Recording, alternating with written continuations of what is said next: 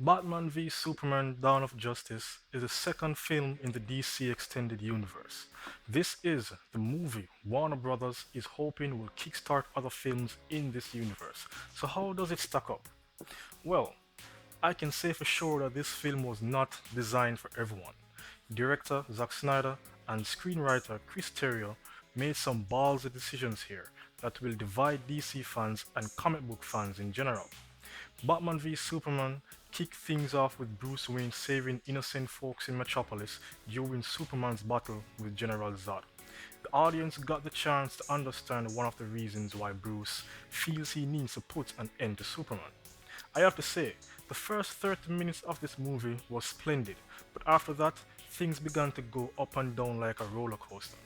Contrary to popular views by critics, Batman v Superman is not a bad film. It was just filled with editing problems and bad dialogue.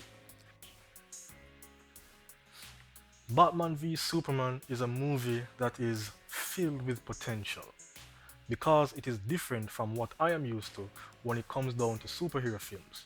It's dark, brooding, and unlike most superhero movies, this is a drama similar to Watchmen, which was directed by Zack Snyder. The fight between Batman and Superman was superb as expected. However, I was not pleased with how it ended. When it comes down to Lex Luthor, Jesse Eisenberg's portrayal was a mixed bag. At times, the character stood out as splendid, but at other times, he was talking too fast for us to understand what he was saying. Furthermore, this version of Lex Luthor is a complete and utter maniac. As for Ben Affleck as Batman, folks who were criticizing Warner Brothers' decision to bring him on board will definitely eat their words and then some. Henry Cavill's performance as Superman was much better than in Man of Steel. His acting didn't come off as stiff and emotionless. So, what about Gal Gadot as Wonder Woman? Well, she was just okay. Her acting was fine for the most part, but nothing spectacular. The only spectacular thing about her was when she took on Doomsday.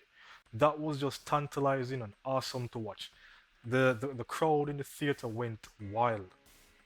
Clearly, I liked this film. So, what's the problem? For us, it appears as if director Zack Snyder was not up to the task, and neither was Chris Terrio and David Goyer, the men behind the script.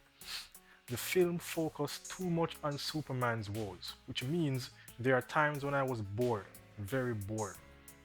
The story and the overall drama failed to hold up, and by the time Batman, Superman, and Wonder Woman teamed up to fight and ultimately defeated Doomsday, I didn't care that much.